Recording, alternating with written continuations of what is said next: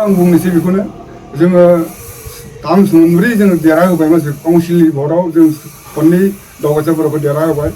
MP इलेक्सनाव जों Biswajit MP इलेक्सनाव दिलीप सैकियाखौ देरहाहोबाय एमएलए इलेक्सन विधान सभायाव बिश्वजित दैमारिखौ देरहाहोबाय खुनु दिन इनिसियेटिभ लायाखै जोंखौ लेंहरो समाय मथे जों थाङो जोंनि खामानि जागोन नामा होननानै जोंना खामानि जायाखै बेखौ रायजो राजा मिथिगौ जों बेसेबां खस्थ' खालामदों जोंनि न'खरखौ गारनानै बेसेबां दुखु खालामनानै जोङो सापर्टआव जों रेलि माबा थानाय हिसाबै मा होनो एलायन्स थानाय सरकार हिसाबै जों गासैखौबो जों एनडिबि एक्स हिसाबै जोङो लकेलाव जोंनि भट माबाखौ एमएलए बा एमपिफोरखौ जों देरहाहोनाया जोंनि बिबानमोन जों देरहाहोदोंमोनबो बे हिसाबै जोङो खामानि जानांगौमोन जायाखै जोंखौ देरहानाय लोगो लोगो जोंखौ नायफिना जोंनि मा जादों मा खबरबो लाफैया एरियायाव मा जादों एरियायाव मा डेभेलप जादों मा जायाखै बेखौ नायफैयाखै दिनैसिम डेभेलपआनो जायाखै 34 इयार्स माबाबाय जोङो संग्राम खालामबाय बिनियाव 2027आव सुक्तिया जाबाय जानायनि उद्देश्यआ शान्ति गासिबोखौबो फोलोमजोबगोन होननानै शान्ति सुक्ति खालामबाय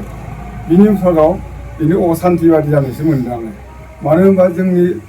न'खरा सोरबा सासे एनडिबिनि गेदारनि न'खरा जेसेबां हालाय हाफाय जानांदों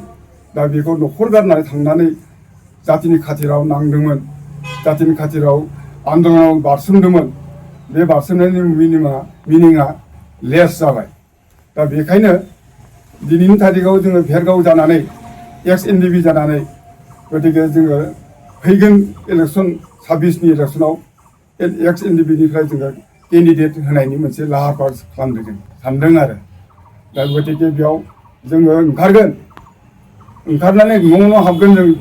जोंनि जेसेबां मुंख्लं न'खरनि परियाल दं बेयावबो हाबनानै जोङो रायलायगोन मत बिनिमय खालामगोन बेयाव देरहानाय जेननाय थागोन दिनैसिम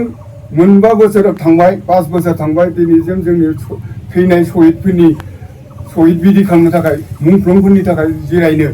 मोनसेबो सायाबो लुना होनो हायाखै गतिके बेखौनो जों दुखु मोनदों मानि जाहोनाव हायाखै आं बेखौनो बुंनो सानो बेखौ बुंनानैबो आगार मोनला जाहैबाय जों गतिके जोङो बेखिनिखौ लानानै जोङो थांखि लादों जे जों फैगोन इलेक्सनाव निस्सय जोङो देरहागोन आरो देरहानायनि उद्देश्यआनो जादों रायजो राजानि सायाव बेयाव एनडिबिल' नङा एक्स एनडिबिल' नङा न'खरना जों जनजाति आन जनजाति भागा भागिनि खोथा गैया गासैबो जोङो मत बिनिमय लागोन बिनि थाखाय आं बेखिनिखौ बुंबाय आरो बिनि थाखायनो जों दा दिनै निर्दलीय गेलेगोन होननानै निर्दलीय हिसाबै गेलेगोन होननानै जोङो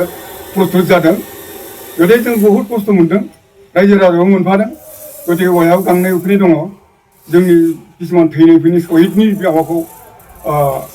पुरान खालामनो हायाखै होननानै आं सानदों दा बेखौ पुरान खालामनांगौब्ला बयनिबो मदद नांगोन बयबो मदद होनांगोन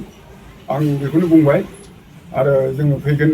26नि इलेक्सनाव गले गले बुंनाय जायो जों निर्दलीय हिसाबै जों गेलेगोन जों बेखौनो खालामदोंमोन इसेबां जों जिथिया सुक्तिया एकर्डआ जायो बिदिनो इलेक्सन गेलेयो बेयाव जों गासिखौबो राजनितिक भाबै जों सहाय खालामदोंमोन एक्स एनडिबि हिसाबै सहाय खालामनाय सत्ताव जों नेदोंमोनबो जायाखिसै जोंनि साननाय मथे जायाखिसै रायजोनि साननाय मथे जायाखिसै न'खरनि किसुमान थैनाय न'खरनि गार्जेनफोरनि साननाय बायदि जायाखिसै जों होजानो लुबैदोंमोन माबा मोनसेब्लाबो होनानै सान्त्वना खालामनो हागौमोन बेखिनिखौ जोंनिसिम गुनथिगावनो जोङो साननायावनो फैयासै नामा होननानै आं सानो आरो दा गतिके बेखौ रायजो राजाजों बिजिरनांगोन भटखौ होनानै सोरखौ फेजेनो सोरखौ देरहायो गतिके जों निर्दलीय हिसाबै जों गेलेगोन बे प्रस्तुत बेखौ एखे खाथां होननानै बुंनानै होखाबाय जों जेथियानो जों टाइमा जागोन जों सोरखौ गायसननाय जागोन सोरखौ फसंनाय जागोन जों बिनि माबाखौ जोङो क्लियारै भाबै जों बुंना होगोन